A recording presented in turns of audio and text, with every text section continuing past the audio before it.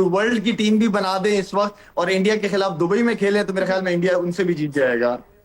Definitely sure के इस वक्त जितने भी पाकिस्तानी अगर टीवी बैठे हुए हैं तो वो सिर्फ और सिर्फ लाला को सुनना चाहते होंगे। बहुत शुक्रिया, thank you so much for your time Lala. सबसे पहले तो आप मुझे ये बता दीजिए, मैं तो बड़े दुख में बैठी हुई हूँ क्योंकि फाइनल में अपनी टीम को नहीं देख रही हूँ, लेकिन आज जो फाइनल हुआ वो वाकई जबरदस्त फाइनल हुआ, कैसा देख रहे हैं आप इसे? जी बिस्मिल्लाह, अस्सलाम वालेकुम सारे मेरे दोस्तों का सवेरा नुमान। Thank you so much Kiran. Kiran देखें, डिजर्व करते थे वो, उन्होंने क्रिकेट में जो इन्वेस्ट करते हो आप अपने नीचे के डोमेस्टिक स्ट्रक्चर पे, अच्छी क्रिकेट पे, क्रिकेट एकेडमीज में, तो ज़ाहिर बात है उसका रिजल्ट आपके सामने आता है।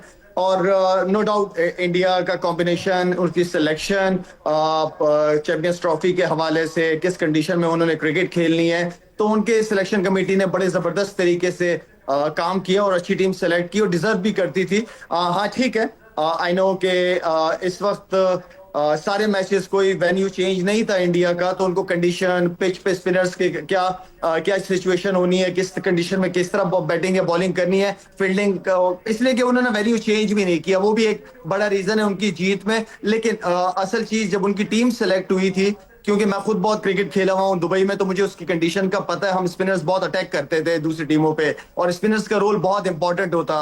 अभी अगर आप इंडिया की टीम उठा के देखें, ओपनर से लेकर मिडिल ऑर्डर के बाद ऑलराउंडर्स, फिर जेन्युइन स्पिनर्स, फास्ट बॉलर्स, तो ओवरऑल सिलेक्शन ने बड़ी जबरदस्त टीम सेलेक्ट की है कंडीशन के हिसाब से, तो डिजर्व करते हैं जीतना। अगर मैं तो ये कहूंगा कि चैंपियंस ट्रॉफी की अगर कोई वर्ल्ड की टीम भी बना दे इस वक्त और इंडिया के खिलाफ दुबई में खेले तो मेरे ख्याल में इंडिया उनसे भी जीत जाएगा।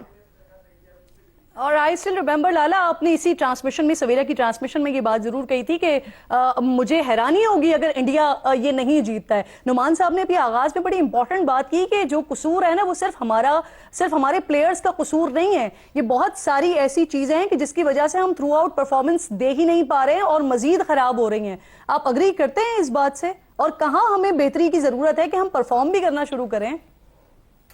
सवेरा कह रहा हूँ, सॉरी, सवेरा के साथ इतने प्रोग्राम हो गए तो किरण को भी सवेरा कह दिया मैंने। अच्छा किरण, बात ये है ना कि नुमान ने जो बात की, डॉक्टर साहब ने बिल्कुल ठीक बात की है। जब आप नीचे इन्वेस्ट करते हैं, नीचे अच्छा टैलेंट जमा करते हैं, तो हमने क्रिकेट, हर एक को क्रिकेट खिलाने की बड़ी कोशिश कर रहे हैं कि 25 करोड़ आवाम है तो सारी क्रिकेट खेलेंगे। हमारे टाइम में नुमान को याद होगा कि फर्स्ट क्लास क्रिकेट मुश्किल होती थी, पाकिस्तान टीम से खेलना ईजी होता था।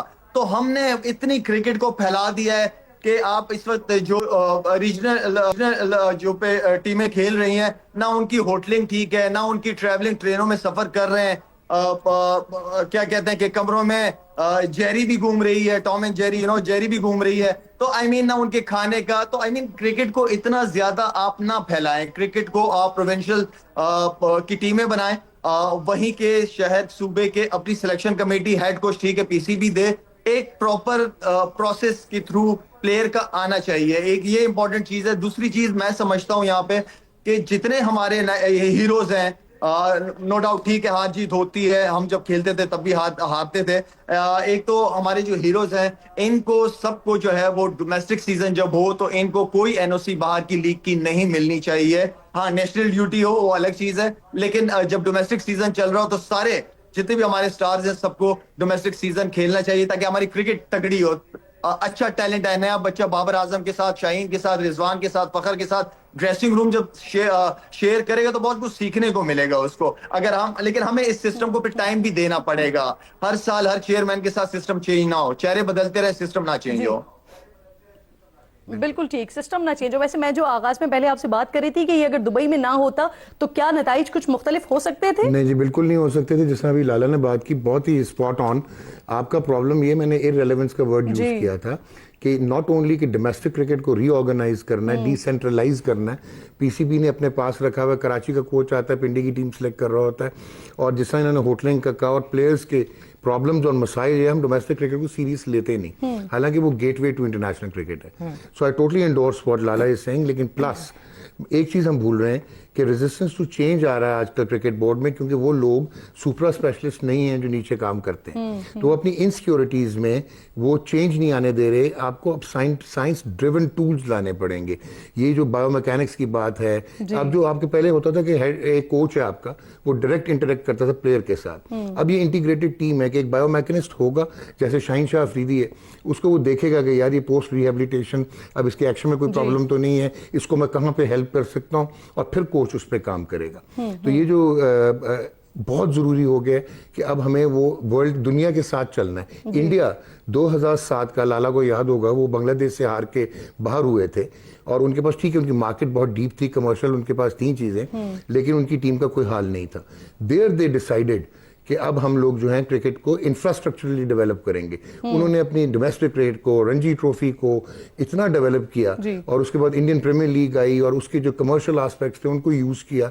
उनकी 3 टीमें इस वक्त तैयार हैं, दे कैन रिप्रेजेंट इंडिया।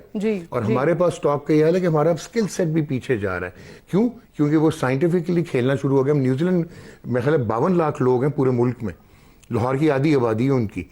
वो रग्बी हो तो वहाँ पे भी जीतते हैं, वो क्रिकेट हो तो वहाँ पे भी वो 8 में से वो मेरे ख्याल चौथा वो खेले हैं फाइनल।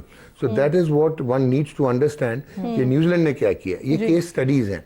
अभी आपने जो बात की, मोहसिन नकवी साहब एक स्ट्रॉन्ग चेयरमैन है, एक एडमिनिस्ट्रेटिवली बहुत तगड़े हैं। ये आईसीसी चैंपियंस ट्रॉफी यही हो सकता था, आपको फ्यूजन मॉडल पे जाना ही पड़ना था। अगर इंडिया इधर नहीं आ रहा था, दैट्स अ सेपरेट डिबेट कि क्यों नहीं आ रहा, इज रॉन्ग, आना चाहिए। लेकिन फिर दुनिया ये सारी मानी थी, ऑप्शन आपके पास यही बचता था, तो उन्होंने ठीक कर लिया जो करना था। बट नाउ टाइम इज कि वो फोकस करें।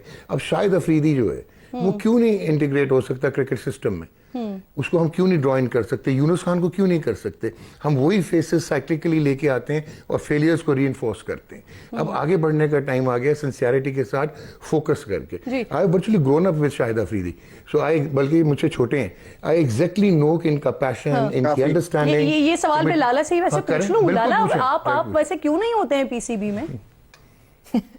मेरी अभी भी चेयरमैन साहब से मुलाकात हुई थी, कोई 5-6 दिन पहले लाहौर में मुलाकात हुई थी। मेरे ख्याल में जो ग्राउंड्स वगैरह का इनिशिएटिव बड़ा खूबसूरत, बड़ा जबरदस्त बनाया, कजाफी स्टेडियम काम किया और काम करना भी चाहते हैं वो। और साथ में ये भी कहते हैं कि मुझे क्रिकेट का नहीं पता। जब क्रिकेट का नहीं पता तो आप अपने साथ अच्छे प्रोफेशनल टेक्निकल लोगों को जोड़ें जिनका क्रिकेट से ताल्लुक है। कुछ आज चेहरे सिलेक्शन कमेटी में और डायरेक्टर्स में नजर आते हैं जो क्रिकेट को जानते नहीं है, जो ब्यूरोक्रेट्स रह चुके हैं। उनका क्या ताल्लुक है क्रिकेट में, उनका क्या ताल्लुक है वो सिलेक्शन पैनल में बैठे, उनका क्या ताल्लुक है वो डोमेस्टिक क्रिकेट को लेके चले। आई मीन के देखें, हम हर एक को पाकिस्तान की टीम नजर आ रही है। आप डोमेस्टिक क्रिकेट के स्ट्रक्चर को स्ट्रॉन्ग करें। वहां पे देखें किरण, वहां पे अगर आप अच्छे वालिदैन होंगे तो बच्चा भी अच्छा होगा। तो आप टीचर अच्छे रखें, अच्छे तगड़े कोचेस वहां रखें। अब मुझे मोहम्मद सारी बातें आपने मोहसिन नकवी साहब से की, जब ये मोहसिन नकवी साहब से बात की तो वो उनसे आंसर क्या मिला आपको?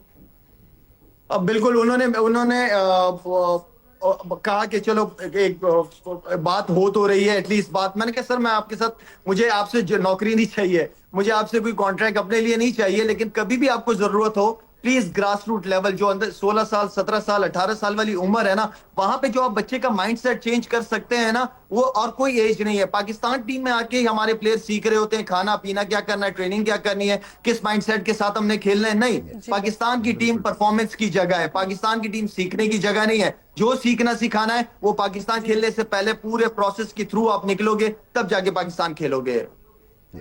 और लाला, इन बच्चों को सिखाने के लिए आपकी सर्विसेज अवेलेबल हैं? मुझे ना कॉन्ट्रैक्ट चाहिए, ना मुझे इनकी कोई कॉन्ट्रैक्ट नहीं चाहिए। मैंने इनसे यही कहा है, जब भी आपको जरूरत हो आई एम अवेलेबल। नीचे लेवल पे हर एक को पाकिस्तान टीम, मुझे नहीं पता कि क्यों हमारे स्टार्स को पाकिस्तान टीम ही नजर आती है। जैसे मैंने अभी आपको कहा सवेरा कि मोहम्मद यूसुफ की जरूरत पाकिस्तान टीम में नहीं है, मोहम्मद यूसुफ की जरूरत हमें क्रिकेट एकेडमी के अंदर है, जो बैट्समैनों के साथ टेक्निकली काम कर सके। वहां पे हमें नीचे लेवल पे अंडर 16 अंडर 17 लेवल पे हमें तगड़े कैरेक्टर के लोग चाहिए। आपको पता है कि डोमेस्टिक नीचे जो अंडर 16 17 है, इनके प्रेसिडेंट्स हैं रीजन्स के, जो पैसे लेके लड़कों को खिलाते हैं, जो सिफारिश पे खिलाते हैं। बिल्कुल। तो जब आप इंसाफ ही नहीं दे रहे नीचे से बच्चे को, तो वो क्या रिजल्ट तवक्को कर सकती हैं आप किरण? पर्चे सिस्टम, जी पर्चे सिस्टम